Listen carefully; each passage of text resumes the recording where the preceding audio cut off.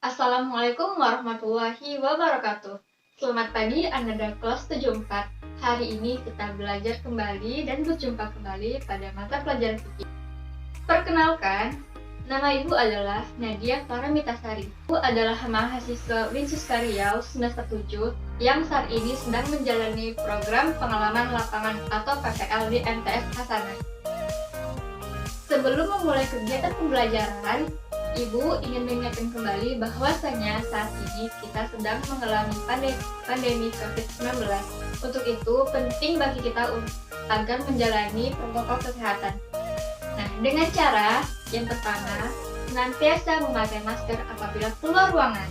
Yang kedua, senantiasa mencuci tangan dengan air mengalir dan menggunakan sabun. Yang ketiga, selalu menjaga jarak atau social distancing. Semoga dengan menjalani protokol kesehatan ini, negara kita dapat terbebas dari pandemi COVID-19 sehingga kita dapat beraktivitas dengan nyaman dan aman. Agar kegiatan pembelajaran kita diberkahi oleh Allah Subhanahu wa Ta'ala, marilah kita awali dengan membaca doa. Dengan membaca, Rabbil zidni ilman warzuqni fahman.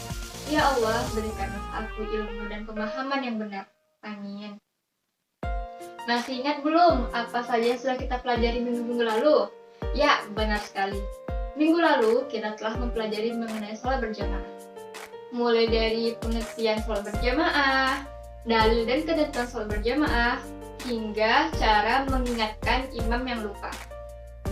Nah, kali ini kita akan masuk pada bahasan bab 4, yaitu zikir dan doa. Namun, untuk pertemuan hari ini, kita akan hanya membahas zikir saja. Mungkin kata zikir sudah tidak asing lagi di telinga kita, karena kita sebagai masyarakat muslim memang sudah mendengar kata-kata zikir ini dalam lingkungan kehidupan kita sehari-hari. Tujuan kita mempelajari materi zikir ini agar kita dapat memahami tata cara dan adab berzikir. Lalu, kita juga dapat meyakini manfaat dari zikir ini serta menerapkan zikir ini dalam kehidupan sehari-hari. Serta juga dapat menerapkan zikir setelah sholat. Apakah Anda tahu apa arti zikir? Zikir berasal dari bahasa Arab, yaitu dzakaro, yazkurun, dan zikron. Dzakaro artinya mengingat, yazkuru artinya menyebut, dan zikron artinya merenungi.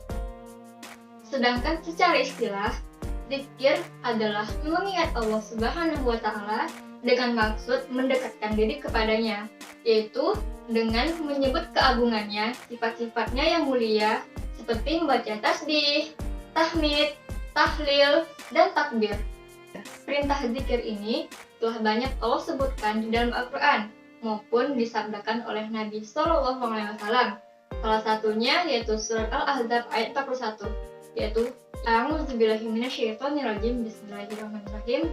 Ya ayyuhalladzina amanu zkurullaha dzikran katsiran. Wahai orang-orang yang beriman, berzikirlah dengan menyebut nama Allah dengan sebanyak-banyaknya. Yaitu surah Al-Ahzab ayat 41. Pada dasarnya, berzikir itu tidak dibatasi oleh jumlah, waktu, maupun tempat. Maka, semakin banyak kita berzikir, semakin baik pula amalan kita. Namun, ada beberapa hal yang mesti kita perhatikan dalam berzikir. Ini terkait dengan adab dalam berzikir. Maka, sebaiknya berzikir ini dilakukan di tempat-tempat yang suci. Nah, mengenai adab-adab berzikir itu, yang pertama, kita harus berzikir dalam keadaan tadarru', yaitu menghinakan diri di hadapan Allah.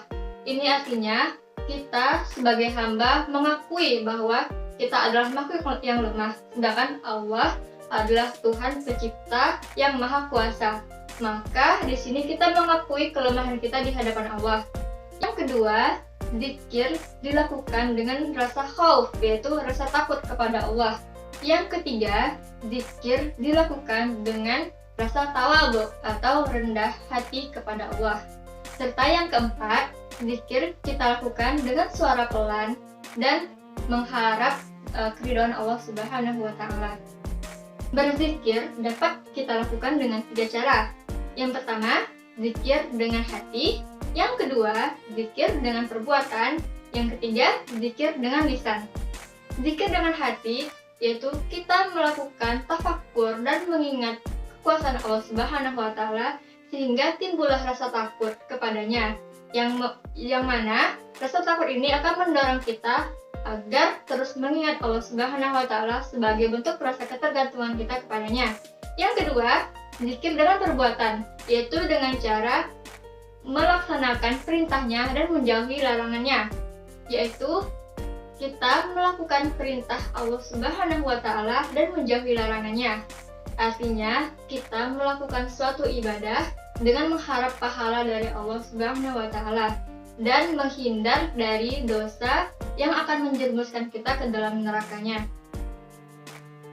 Yang ketiga, zikir dengan ucapan, yaitu melakukan zikir dengan menyebut asma Allah, memuji Allah, dan mengucapkan kalimat-kalimat thayyibah.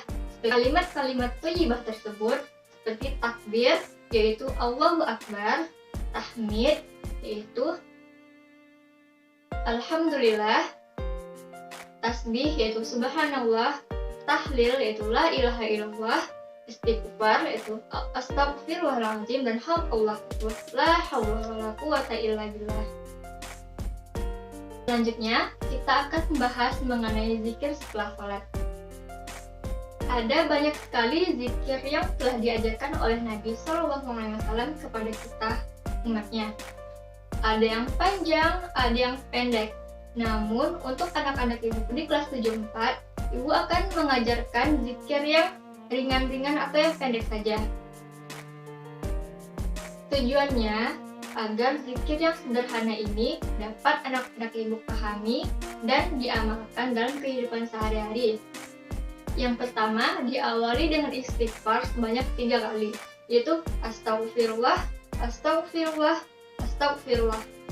Selanjutnya, mengucapkan La ilaha illallah wahdahu la syarikalah, lahul mulku wa lahul hamdu wa huwa ala kulli syai'in qadir. Lalu kita membaca Allahumma antas salam wa minkas salam, tabarakta ya dzal jalali wal ikram. Selanjutnya, kita membaca La ilaha illallah wahdahu la syarikalah, lahul mulku wa lahul hamdu wa huwa ala kulli syai'in qadir. La haula wa la quwata illa billah. Lalu kita membaca La ilaha illallah wa la na'budu illa iyyah, lahun ni'matu wa lahu fadlu wal husnul hasan. La ilaha illallah mukhlishina lahuddin walau karihal kafirun. Lalu kita membaca La ilaha illallah wahdahu la syarikalah, lahul mulku wa lahul hamdu yuhyi wa yumitu wa huwa ala kulli syai'in qadir. Selanjutnya kita membaca Allahumma a'inni ala zikrika wa syukrika wa husni ibadatik. Lalu kita membaca tasbih sebanyak 33 kali, tahmid sebanyak 33 kali, dan takbir sebanyak 33 kali. Dan ditutup dengan La ilaha illallah wahdahu la syarikalah, lahul mulku wa lahul hamdu wa huwa ala kulli syai'in qadir.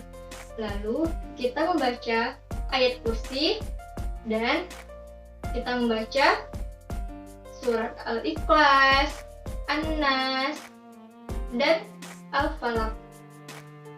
Ada banyak sekali manfaat yang dapat kita peroleh dalam melakukan zikir ini. Yang pertama, dapat menghindarkan kita dari sifat sombong. Yang kedua, dapat menenteramkan dan menenangkan batin kita. Karena Allah berfirman, dengan hanya mengingat Allah, hati menjadi tenang. Yang ketiga, dengan berzikir, kita dapat mengetahui bahwa lemahnya diri kita dan akan meningkatkan rasa ketergantungan kita kepada Allah Subhanahu wa Ta'ala. Itu tadi materi seputar zikir. Apa saja tadi yang sudah kita bahas, Ananda? Yang pertama, pengertian zikir. Yang kedua, dalil zikir. Yang ketiga, adab zikir. Yang keempat, tata cara zikir. Yang kelima, zikir setelah sholat. Serta yang terakhir, hikmah dalam melakukan zikir. Nah, bagi anak ibu yang belum paham mengenai materi yang telah ibu jelaskan tadi, dapat mengajukan pertanyaan di grup WA. Pertanyaan-pertanyaan yang telah terkumpul Nanti akan Ibu tanggapi dan jelaskan kembali. Demikianlah materi zikir pada hari ini. Semoga Ananda di kelas 74 dapat memahami dengan baik materi ini serta mengamalkannya dalam kehidupan sehari-hari. Ibu akhiri, wabillahi taufiq wal hidayah. Wassalamualaikum warahmatullahi wabarakatuh.